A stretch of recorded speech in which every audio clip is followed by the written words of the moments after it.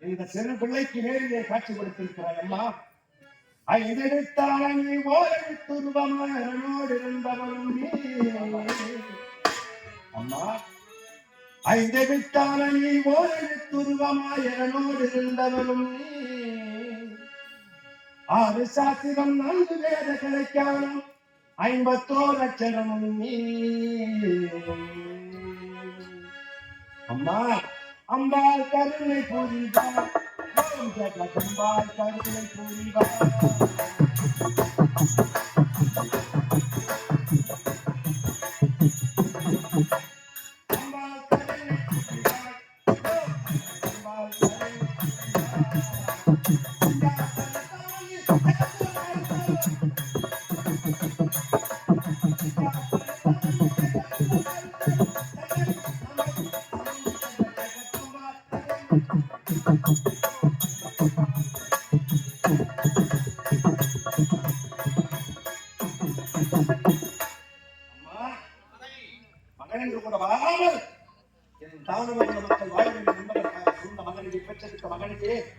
நீங்கள் கேட்டவாறு வழியை கொடுத்திருக்கேன்.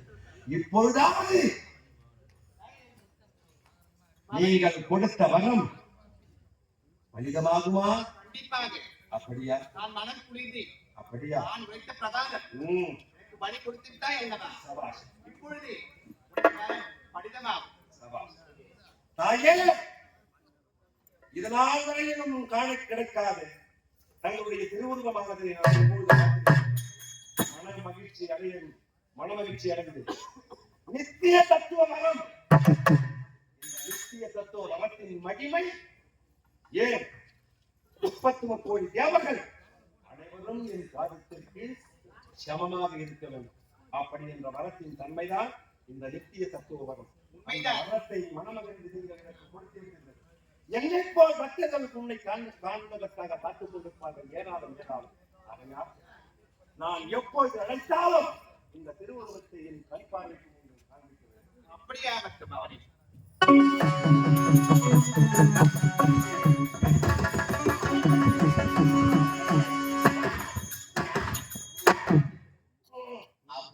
அந்த நெல்லு குத்துற புத்தி போதும் பணத்தை பெற்று விட்டோம். ஆமா, இந்த சந்தோஷம் என் தம்பி எடுத்து சொல்லும். இப்பதான் வர மாட்டேன் பாயத்துக்கு சொல்றேன்.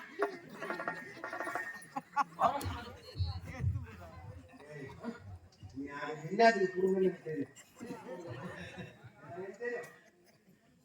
ஊருக்குள்ள கட்டி போட்டு படுக்கிறதுக்கு இப்ப நீ பாய்க்காங்க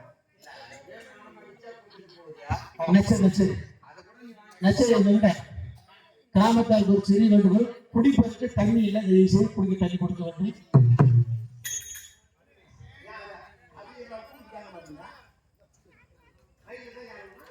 குடிக்கிறதுக்கு தண்ணி இல்ல, யாருன்னா பிளாக்ல இருந்தா ஒரு புல்லோ இல்ல 2 புல்லோ வாங்கிடுவாங்க. குடிக்க தண்ணி இல்ல.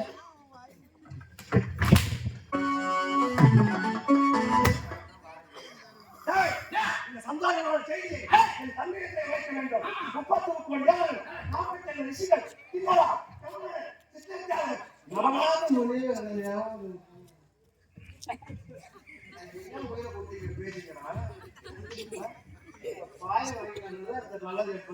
பொறுமை வச்சுக்காங்க. எங்க ஊருக்கு போனாலும் எங்க காவல் முன்னாடி அந்த மாதிரி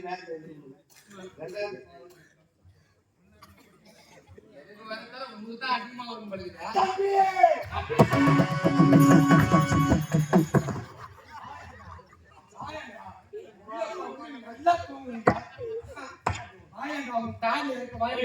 அதான் அவனா கோப்பை தம்பி வாயண்டா.